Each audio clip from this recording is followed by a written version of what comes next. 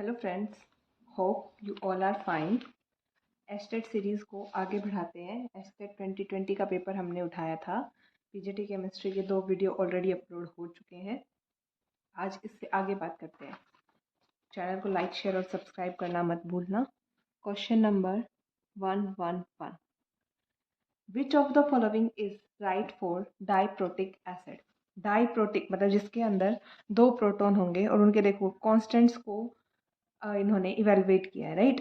देखते हैं, डाइप्रोटिक जिसके पास 2 प्रोटॉन होंगे, कोई ऐसा एसिड। अब ये एसिड है, इसने क्या किया है, इसको डिसोसिएट करेंगे तो देखो क्या होगा हमारे पास। मैंने मान लिया फर्स्ट डिसोसिएशन कांस्टेंट है मेरा Ka1। पहले डिसोसिएशन होगा, एक प्रोटॉन इसने दे दिया, प्रोटॉन दे देगा तो H पॉजिटिव, ये खुद किस में कन्वर्ट हो जाएगा, Ha नेगेटिव में, राइट। डाइप्रोटिक है, फिर ये जाके दूसरा प्रोटॉन लूज करेगा, इसका रेट मैंने मान लिया Ka2, ये होगा H पॉजिटिव और A2 नेगेटिव में, राइट। ये दोनों क्या है, इसके डिसोसिएशन की रिएक्शन है। प्रोटॉन दे देंगे, अब इसने प्रोटॉन दे दिया, यहाँ पे रेट Ka1 आ गया, यहाँ पे रेट Ka2 आ गया। देखो ये न्यूट्रल है, न्यूट्रल में से हमने H पॉजिटिव निकालना इजी है। ये ऑलरेडी नेगेटिवली चार्ज है, नेगेटिव खुद के पास है तो ये पॉजिटिव क्यों डोनेट करेगा, क्यों निकालेगा बाहर, मुश्किल होगा ना निकालना। तो क्या होगा, हमारा रेट Ka1 का फास्ट होगा Ka2 से, राइट। और वैसे अगर इसको इवेलुएट करें तो ये क्वेश्चन एक तरीके से हमारा, हमने बीएससी फाइनल ईयर में पढ़ा होता है। कहाँ पे, काइनेटिक एंड थर्मोडायनेमिक स्टेबिलिटी में, राइट। वहाँ पे क्या कहता है, जितने भी रेट कांस्टेंट है ऐसे, K1 ग्रेटर देन होगा K2 से, देन K3 से अप टू Kn, जैसे जैसे रिएक्शन के स्टेप बढ़ते जाएंगे रेट कांस्टेंट कम होता जाएगा। थर्मोडायनेमिक एंड काइनेटिक स्टेबिलिटी हम पढ़ते हैं physical chemistry BSc final year में, राइट। तो इसका आंसर होगा आपका ऑप्शन नंबर 2। ऑप्शन नंबर 2 क्या है हमारा correct answer. Okay, moving to the next question. Next है हमारा क्वेश्चन नंबर 112। क्या कह रहा है, methanol on heated with salicylic acid and a few drop of concentrated H2SO4 gives the smell of। देखो मिथेनॉल क्या होता है हमारा, CH3OH, ये हमारा मिथेनॉल। मिथेनॉल के साथ हीट किया है सैलिसिलिक एसिड को, फॉर्मूला पता होना चाहिए, C6H5 और यहाँ पे एक OH methanolic group, sorry alcoholic group, और यहाँ पे हमारा एसिडिक ग्रुप। ये क्या है हमारा सैलिसिलिक एसिड। जब हम इसको हीट करते हैं in the presence of few drop of sulphuric acid, तो इसने पूछा कि वो किसकी स्मेल देगा। पहली बात तो बनता क्या है हमारा, क्या बनेगा, देखो भूल जाओ सब कुछ। ये क्या है अल्कोहल, ये क्या है एसिड। अल्कोहल और एसिड की जब रिएक्शन होती है एसिडिक मीडियम की प्रेजेंस में, तो क्या बनता है हमारा एस्टर बनता है। सीधा सा बना दो, एस्टर मतलब RC डबल बॉन्ड O तो जो हमारा ये अल्कोहलिक ग्रुप है ये तो ऐसे का ऐसा रह जाएगा, और ये क्या बनेगा C डबल बॉन्ड O और यहाँ से ये क्या बनने लग जाएगा मिथाइल ग्रुप, राइट। वाटर बाहर निकल जाएगा, देखो यहाँ से ये OH और ये हाइड्रोजन, ये ऑक्सीजन यहाँ पे अटैच है ही। तो इसको क्या बोलते हैं, इसको बोलते हैं मिथाइल सैलिसिलेट।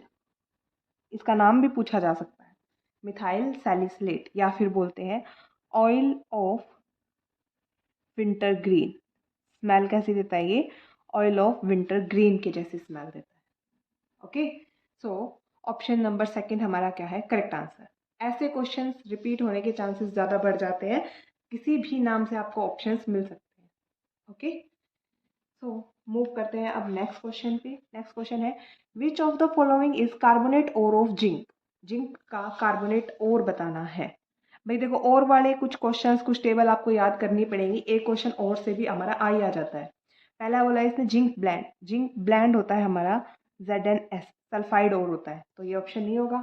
कैलेमाइन, कैलेमाइन हमारा कार्बोनेट ओर होता है, सेकेंड ऑप्शन क्या है कैलेमाइन, ZnCO3, राइट। तो सेकंड ऑप्शन हमारा करेक्ट आंसर है। बाकी के भी एक बार देख लेते हैं। स्फेराइट थर्ड, ये भी क्या होता है ZnS ही फॉर्मूला होता है, इसका भी सल्फाइड ओर होता है।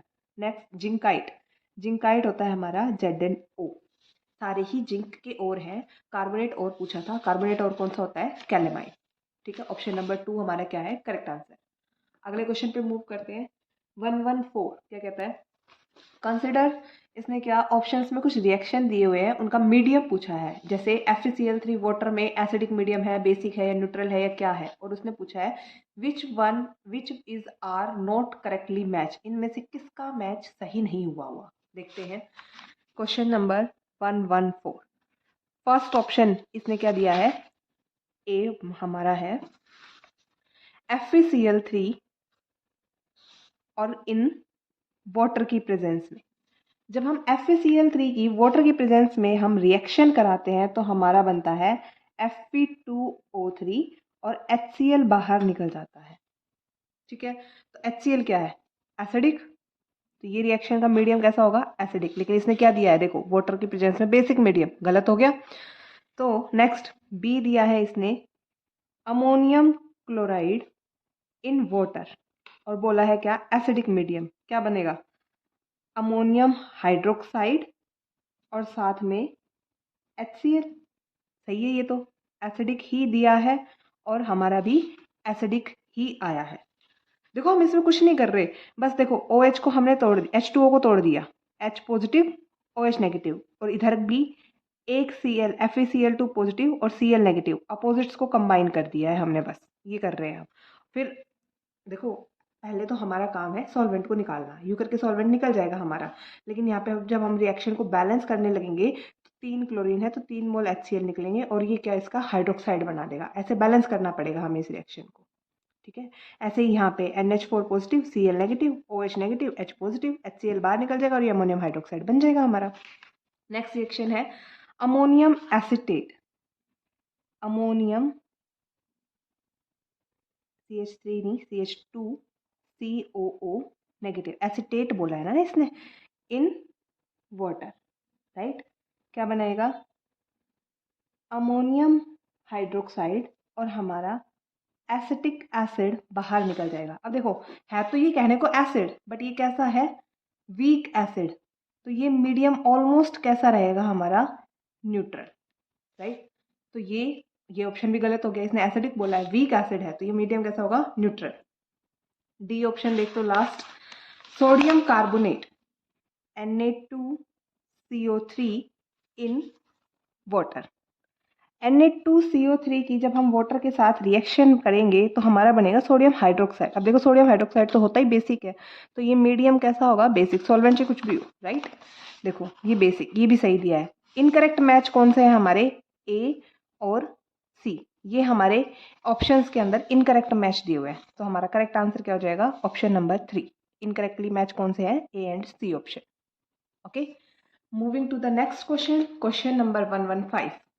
115 क्या कहता है, a compound which can be used in space vehicles both to absorb CO2 and liberate O2। देखो जो भी हमारे स्पेस में जाते हैं, जैसे अभी चंद्रयान गया है ना, ऐसे अगर हम ह्यूमंस को भेजते हैं स्पेस में तो हमें चाहिए ना कि वो ब्रीदिंग उनकी कंटिन्यूसली चलती रहे, तो ऑक्सीजन चाहिए जिंदा रहने के लिए, तो सांस लेने के लिए। तो ऐसा कौन सा सब्सटेंस है जो CO2 को तो एब्जॉर्ब कर लेगा और O2 को बाहर छोड़ेगा, ऐसा सब्सटेंस हमारे होते हैं पेरोक्साइड। पेरोक्साइड कहाँ है, ये रहा, Na2O2। कैसे, Na2O2 जब यहाँ पे इसको CO2 मिलती है तो ये कन्वर्ट हो जाता है Na2CO3 सोडियम कार्बोनेट में, और हमारी ऑक्सीजन गैस को ये रिलीज आउट कर देता है। ये इसकी मेन रिएक्शन होती है, Na2O2 CO2 के साथ रिएक्ट करके सोडियम कार्बोनेट बना लेता है और ऑक्सीजन गैस हमारी बाहर निकाल देता है, पेरोक्साइड है ये। तो ऑप्शन नंबर 3 क्या है, correct answer. Okay, next question 116।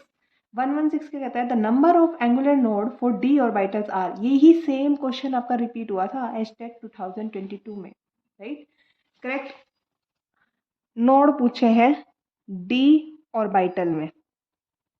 अब नोड हमारे होते हैं 2 टाइप के, radial node and angular node. और नोड क्या होते हैं, एक ऐसा स्पेस, ऐसा रीजन जिसमें probability of finding the electron is 0। Total node होते हैं हमारे पास n-1, out of which radial node होते हैं हमारे n minus L minus one और एंगुलर नोड होते हैं हमारे l। अब ये n क्या है? n is the principal quantum number, l क्या है? n सेकेंडरी क्वांटम नंबर या बोले एजीमिथल क्वांटम नंबर, ये भी क्या है? एजीमिथल क्वांटम नंबर। इनमें से किसी भी फॉर्मूला बेस्ड क्वेश्चन पूछा जा सकता है। इससे पूछा डी ऑर्बिटल में एंगुलर नोड कितने होंगे? जितना एल होगा।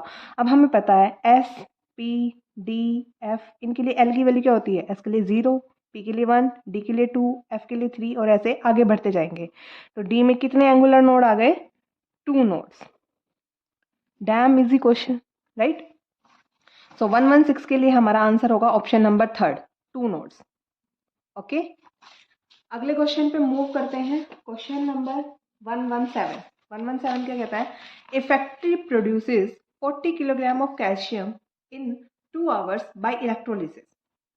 एक फैक्ट्री 2 घंटे इलेक्ट्रोलिसिस के बाद 40 ग्राम कैल्शियम बनाती है, 40 kilogram. How much aluminium can be produce by same current in 2 hours? Electrochemistry का क्वेश्चन है, और जब आपको करंट सेम दिया है, टाइम सेम दिया है, सिर्फ इसने अमाउंट पूछा है, तो सीधा सीधा ये क्वेश्चन क्या बनता है? फैराडेज सेकेंड लॉ का क्वेश्चन बनता है। और यही क्वेश्चन फैराडे सेकेंड लॉ तो इनका फेवरेट है, हर पेपर में रिपीट हो रहा है ये क्वेश्चन। वो बात अलग है, लैंग्वेज और कंडीशन बदल दी जाती है, पर फैराडे सेकेंड लॉ तो ये घुमा फिरा के पूछ ही लेता है। फैराडे सेकेंड लॉ क्या कहता है? जो हमारा वेट होता है सब्सटेंस डिपॉजिट का, कैल्शियम जैसे मान लिया, divided by equivalent weight of calcium, हमारा इक्वल होगा weight deposited by aluminium divided by equivalent weight of aluminium के।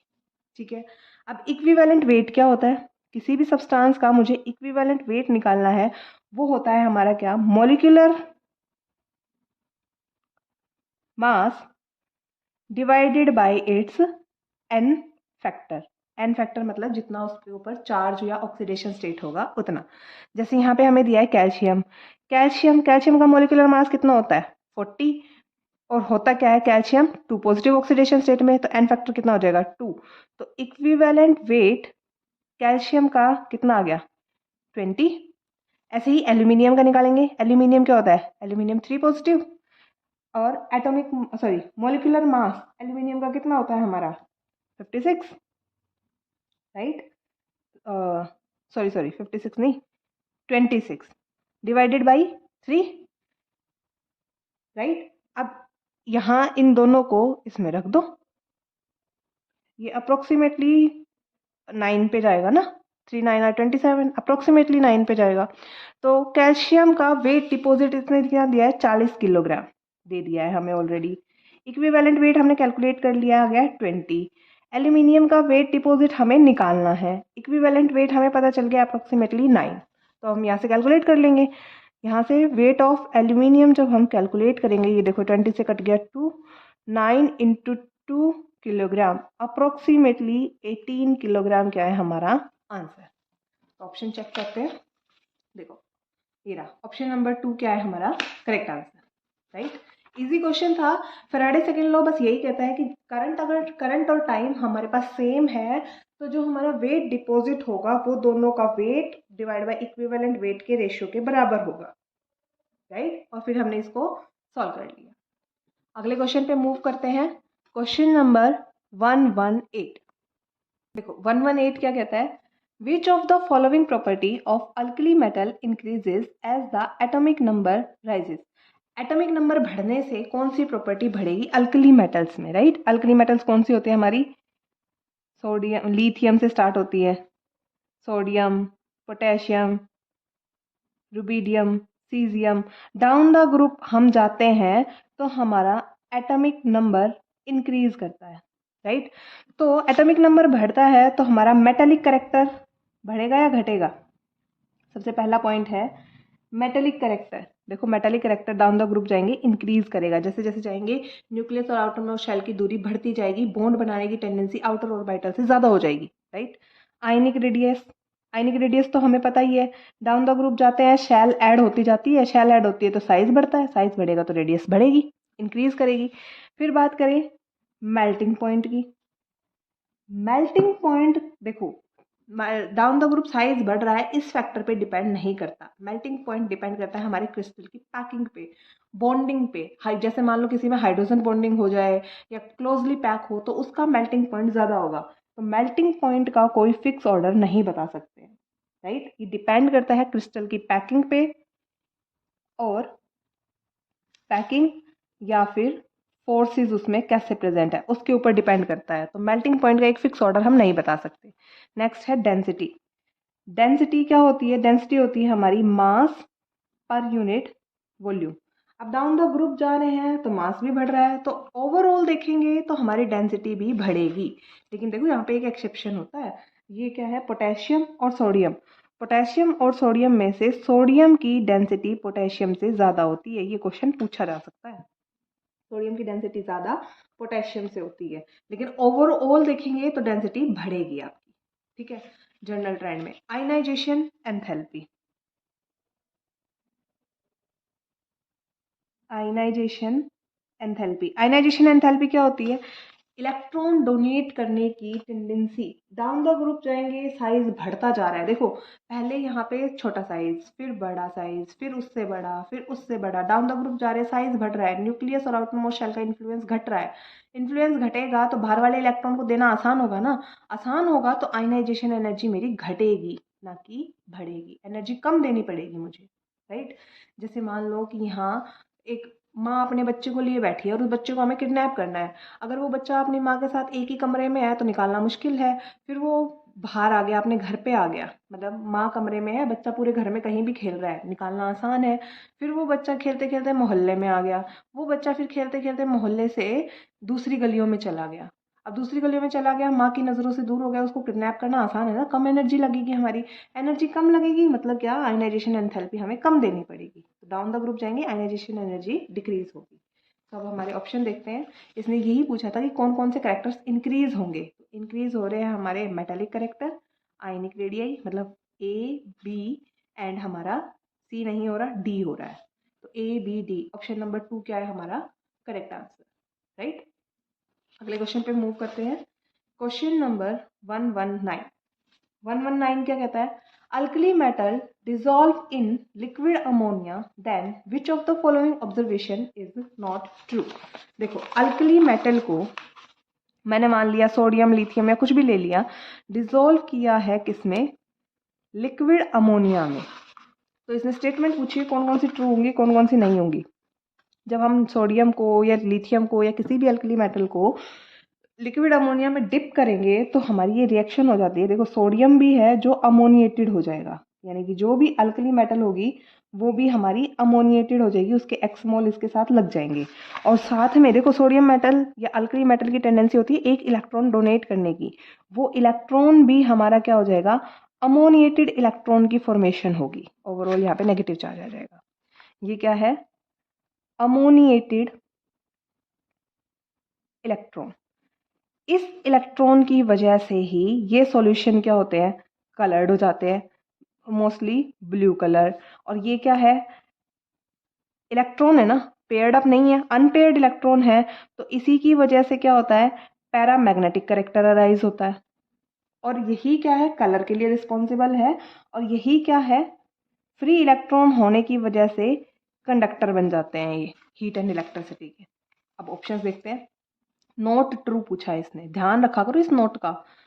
It becomes bronze colour on concentrated. सही है, ये कलर आ जाता है ना, मोस्टली ब्लू आ जाता है पर वो डिपेंड करता है ना अलग अलग मेटल पे। Solution turns blue due to solvated electron, ये भी सही है। इट बिकम्स डायामैग्नेटिक, ये गलत हो गया ना, हमारा तो पैरामैग्नेटिक है क्योंकि इलेक्ट्रॉन अनपेयर्ड बच रहा है हमारा, तो ऑप्शन थर्ड ही हमारा आंसर है। उसके बाद सॉल्यूशन बिकम्स कंडक्टिंग, सही है, फ्री इलेक्ट्रॉन की वजह से सॉल्यूशन कंडक्टिंग बन जाता है। ऑप्शन नंबर थर्ड क्या है हमारा करेक्ट आंसर है। Next question, question number 120। 120 क्या कहता है? What will be the solubility product of AX3। Solubility product पूछा है। सॉल्युबिलिटी मतलब ये घुल जाएगा, घुलेगा तो क्या आयंस में टूटेगा, A positive plus 3X negative. Solubility product इसका मान लिया मैंने X है तो इसका कितना होगा? S।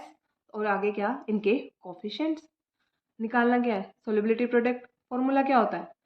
x raise to the power x, y raise to the power y, और ये एक्स वाई क्या है, और ये s raise to the power x plus y. X cationic coefficient, y anionic coefficient, right. X की value 1 है, 1 raise to the power 1, y की value 3 है, 3 रेज टू द पावर 3, और ये एस क्या है हमारे पास, एस क्या है हमारे पास, raise to the power x plus Y, 1 plus 3, solubility है 1 इंटू 3 3 आर 27 इंटू है ये भाई, बाद में कंफ्यूजन होगा कि पॉइंट नहीं है। S raise to the power 4 क्या आ गया हमारा 27 एस पावर 4।